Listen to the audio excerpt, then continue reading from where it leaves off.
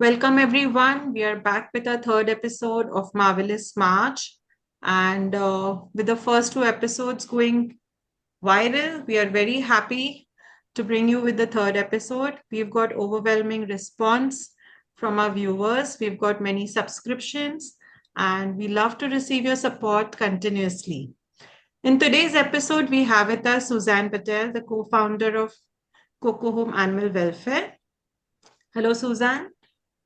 Hello, Sakshi and Devna. It is a pleasure to be here on this platform with you today and to share my opinions about my journey and my philosophy of life. Thank you, Suzanne, for Welcome, being here. welcome. And I'm your host, Sakshi Rohra, and along with Devna Parekh, who's a career counselor and a teen coach. To give you a brief introduction about Suzanne, Suzanne Patel holds a double master's in business management and advertisement, as well as a post-graduation in education management. She brings over 14 years of experience in international education in the capacity of both a diploma program coordinator and a business management faculty.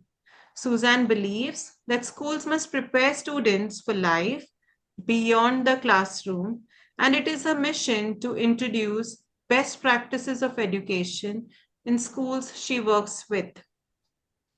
Over the last 20 years, she has rescued and helped over 300 stray animals and has recently started her own animal shelter in Karjat, Cocohome Animal Welfare Foundation. We are here today to explore her journey and what makes her tick. Suzanne, as an educator and an animal activist, can you share with us your journey from being an educator and parallelly becoming an animal activist? What sparked this passion, and how did you decide to dedicate your life to caring for animals? Thank you, Sakshi, for that lead question. So, my journey, both as an educator and an animal activist, has been deeply personal and a fulfilling one. My passion for animal welfare was ignited when I was just a teenager. Since then, I have dedicated 25 years of my life to caring for these animals, advocating their rights, and supporting well being. At the same time, I love teaching. And as you have mentioned, I have over 2 decades of experience as a teacher, as a pedagogical leader in school. I've enjoyed my role in education undoubtedly, and I feel a deep responsibility at the same time to contribute to animal welfare. And just not emotionally, it's very exhausting, but also financially and physically. Now, both these roles are challenging.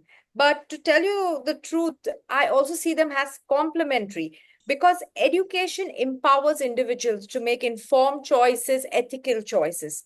And animal activism is about ensuring these choices include empathy in them for all living beings. My hope is that hopefully through my work over the years, I too can inspire others to recognize that every small act of kindness, whether you do it towards a child or an animal, can create a ripple effect of positive change. And this is what I believe also is the theme of your marvelous march. Yes, yes. Yeah. Yes, indeed. So, Suzanne, I have a question for you. Coco Sure. Homes, how did that come? What is, the back end work, the background, and the effort that you took to come up with Coco Home, which is a home for stray dogs, cats, and other animals? So, just highlight on that. Sure. Thank you for that question because Coco Home is a culmination of my love, persistence to provide a better life for strays and rescued. The initial planning, I co-founded this with my husband, and hopefully I can share a little more on my personal front. But this is something that I co-founded with my husband and also my sister Sharon, who has been quite interested in this. But initially, I wanted to determine what type of pets shall I keep, shall I rescue. I'm also meeting on the roads cows and I'm helping out with horses, but can I actually take care of them at my shelter became a very crucial question. So right now we have started small. It's only dogs and cats at the moment. But eventually in the future, we hope after 3 years, we can even roll out help for bovine animals.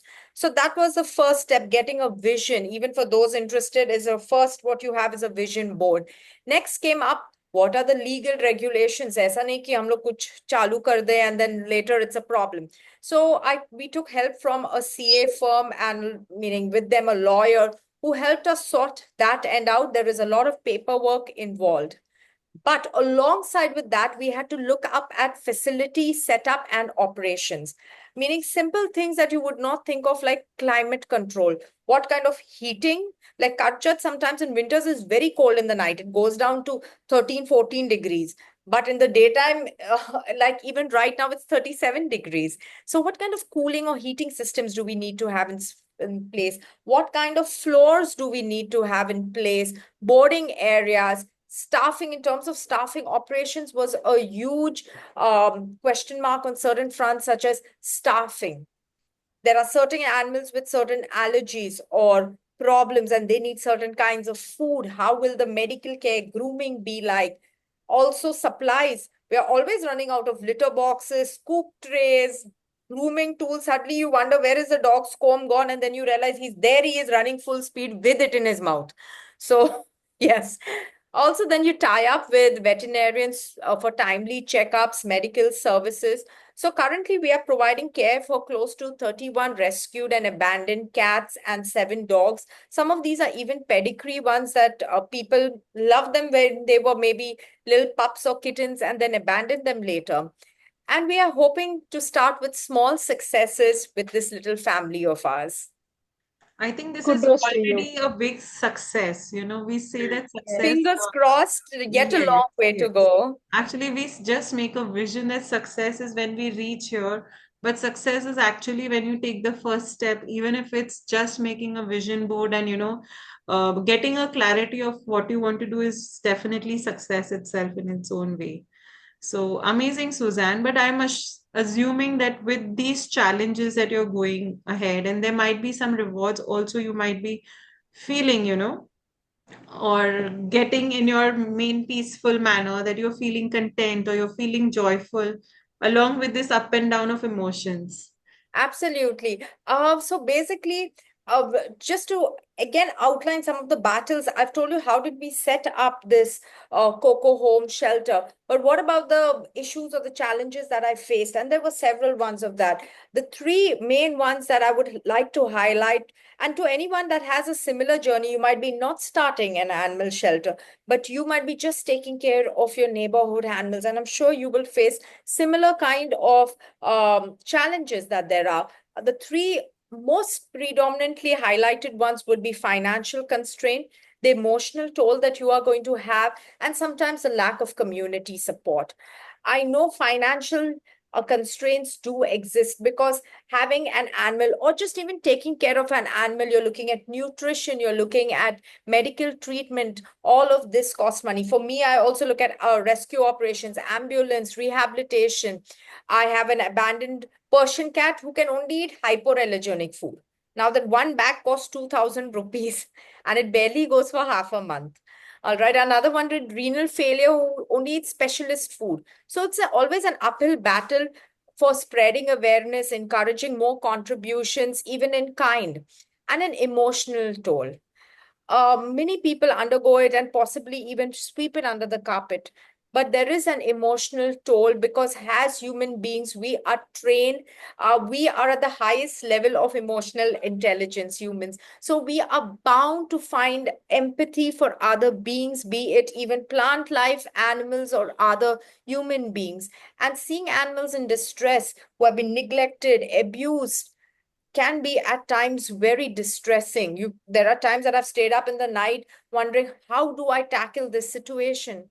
And this person is, who has that animal is not relenting and going through a bureaucratic process in order to get that animal rescued is tiresome. But remember that someone is counting on you at the end of the day. Because for me, it is about focusing on the ones who I actually managed to save. These are the small victories that make a huge difference in my life, Sakshi. And yes, community support makes a big difference. If I'm trying to rescue a wounded dog, the last thing I need are some 5 people standing there say, shoo, shoo, shoo, he's dirty.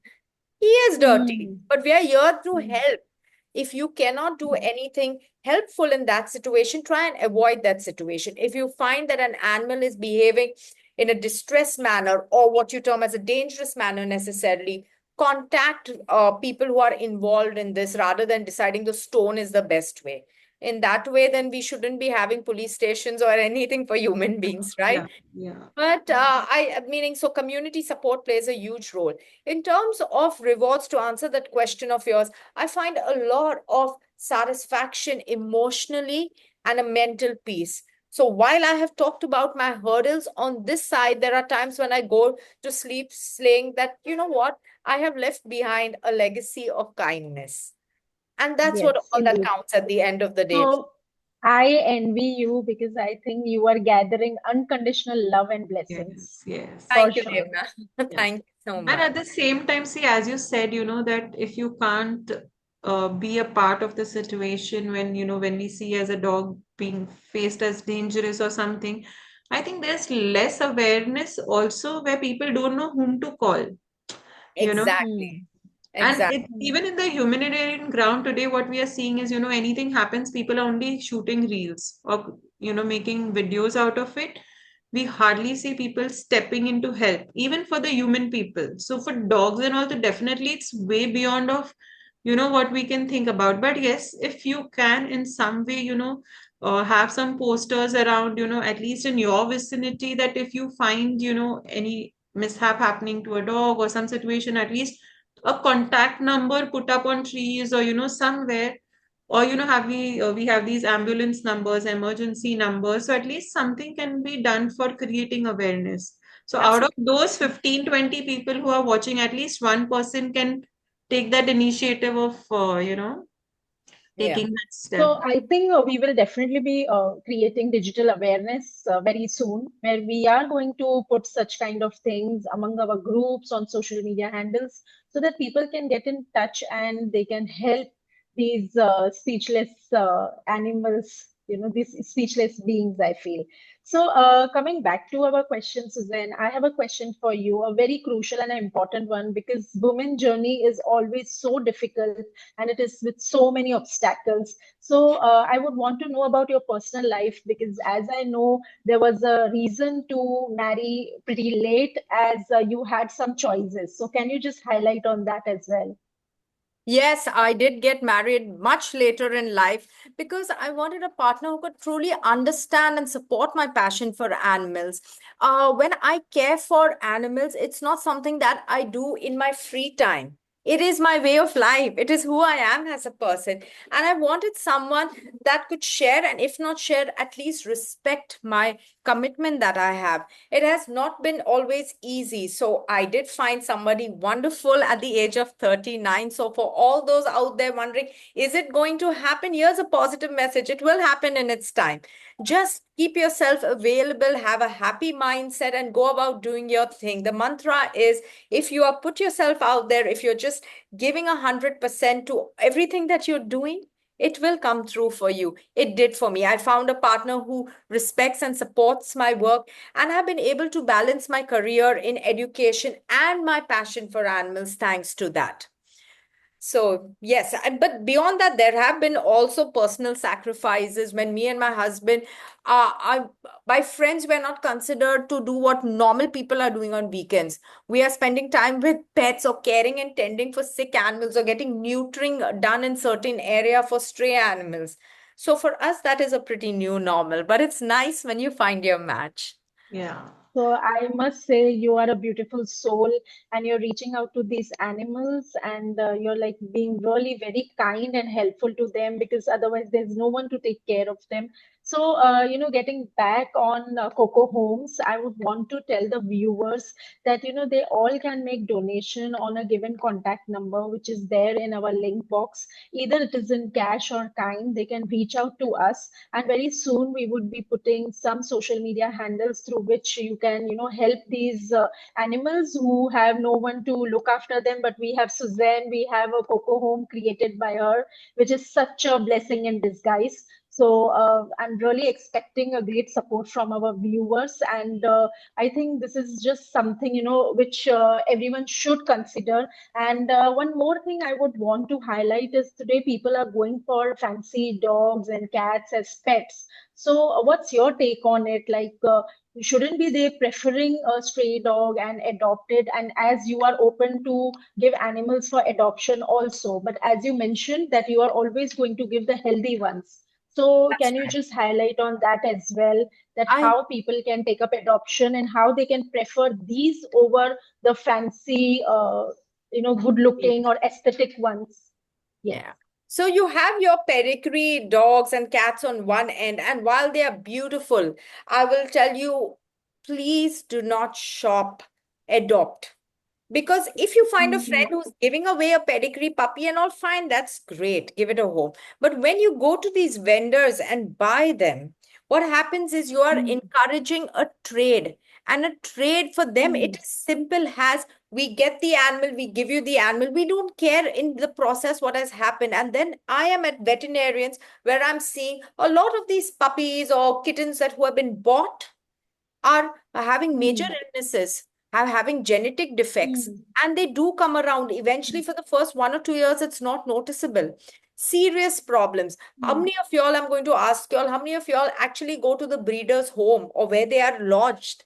You will be shocked at the conditions mm, under which this animal is put into a reproductive cycle of every 6 months to 1 year to produce a litter. Why? For mm, sales. And at mm, the end of its productive reproductive lifespan, which will be a few years, it is abandoned or it is given up to a mm, shelter. And really, you want an offspring of that.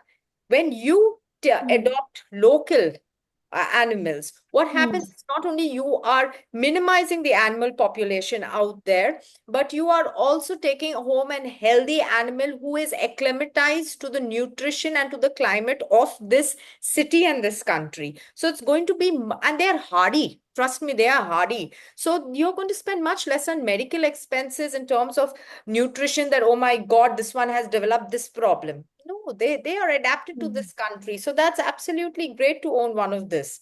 A husky is meant for Siberia. Meaning you have to put your AC on the full day to keep it in India. They're adorable dogs. But you need to think about Mm. whether that is the best thing that you are doing for your dog or yourself. That is the only message I'd Yeah. like to leave here. And Amazing. And how would Suzanne, you this is like? not Yes, only a yes, yes, yeah, Dev. this is not only a podcast. This is not only a podcast, but also awareness which people don't have, and they, fall to that gimmick of having those fancy dogs and aesthetic ones, not realizing that there are other animals who really need our help and support. So, let's not get into that glam thing and, get humble, get modest, and help these who are just around us and suffering. Absolutely. And Yes. if I had to, meaning every religion, be it Islam or be it Christianity, which I follow, or be it Hinduism, they all talk about karma in its own way. So when you Hmm. give, you will get back much more. It's not necessarily just this, but also peace of mind. And that is Mine. be quantified in any monetary terms. And today, True. so True. many people are just looking for this, even after paying bundles and bundles of money, spending on Hmm. themselves for mental peace, it's so difficult to get it. And just by doing a small deed of kindness, the kind of level of happiness or contentment a person can feel, if this awareness is, highlighted, I think everybody Absolutely. on this planet will be a happy soul. Absolutely. I'm just going to add for people that are looking to adopt, you can go to your shelter and adopt. And maybe you do not have all the parental rights at your house, or your parents are not agreeing to you having an animal. That's fine. You can virtually adopt, wherein you go to a shelter. Like at our shelter, we offer, okay, we have a very old dog, we have a few kittens that are just come in, we need help with them. You can virtually adopt one of them. You'll get regular updates on them. So what would you be actually adopting and doing? You can come play with them on a weekend, but when you are adopting them virtually, you will be technically paying for that one animal's food. And if there are medical bills, then that. But that is something, again, you can choose to do. For those who don't want to do that and would just like to help at their own ground level, you can feed stray animals in your neighborhood. Animals that are fed are less likely to get into conflict with human beings or with other animals. Why? Because पेट भर गया. Simple logic in India, Yeah. right? So True. animals are less likely to get into conflict. They will also recover from any underlying illnesses, and hence you will have healthier animals in your vicinity. All right. You can volunteer at your local shelters, be it at Yoda. There are many shelters around. Or simply just with your school friends or in your neighborhood, you can spread awareness about being responsible in for towards animals, towards the pet ownership if they have one. So these are small acts and initiatives that even children or grown-ups can do without having the entire hassle of Yeah. animal You activism. had also mentioned that what particular, like, suppose if we are not buying food animals specifically, what is something that, which biscuit or which kind of food would you prefer that could be fed to the, stray dogs, which is more digestible to them, I would say. Right. So not all the time anyone can afford to buy a bag of pedigree, or maybe you don't have the time to buy a bag of pedigree and go to a vet shop to give them dry nuggets. What would be, you can even give them a packet of Mari biscuit. Yeah. I would Hmm. avoid glucose biscuit is often given to dogs. I'd say please don't do that. It is filled with sugar. It is not meant for them. They get skin allergies and itching problems. They already have ticks. It will heighten their itching while they'll eat it deliciously. That's because it tastes nice. But at the end of the day, a better option would be Mari biscuits in case you cannot find the dog food. Another thing, to those rescuing tiny kittens and little puppies, avoid giving them initially milk, because that is made for a calf from a cow who's a vegetarian. And those Hmm. are carnivores. So they will have huge lactic acid problem and diarrhea immediately. Especially kittens have that. Because cats do not eat anything vegetarian, yet dogs can be omnivores. A little bit of veg, they roti bhaji bhi kha lete hain. But cats Hmm. are fully carnivores, and you give a carnivore a herbivore's milk, it is Hmm. going to be a big problem for them. So for them, I would say that a lot of any pet shop has this dry powder for they you ask them the kitten milk and they'll give you a dry powder, mix it in water and give them. That is fine. But Wow. avoid giving them normal milk. This is something I'm Well, hearing for the first time that, don't give milk to a cat. It's something that, we've always heard since our Yeah. childhood. So when right, they're older, right. they can drink and digest that. But Hmm. till they're 2, 3 months of age, it is preferable not to give them milk. Yeah. Right. So, Suzanne, you are a perfect example of our marvelous March episode, and I make you the queen of this episode because we have got women entrepreneurs, we have got women influencers, but we have not got a social activist like you who is doing something, not having any monetary expectation or, launching any product or selling something. This is like such a humble cause, and you're reaching out to those who are speechless, who are not asking for it, but you're understanding it by yourself, maybe those intuitions, those feelings that you have all these years, and then you're executing and helping them. So it's really commendable, and really very proud to have such women in our society. And you're really making us like, yes, women are like, in that position where they are taking care of their personal needs, their professional needs, and something more to it. So you really get a 5 star for what you are doing. Great. And we are so, so thankful to have you today on our episode of Marvelous March. We are looking forward to have more and more such episodes. So viewers, please stay tuned for our next episode where we will have someone like Suzanne who would be talking about her journey. And let's all, adjust each other's crown and motivate each other and grow in life.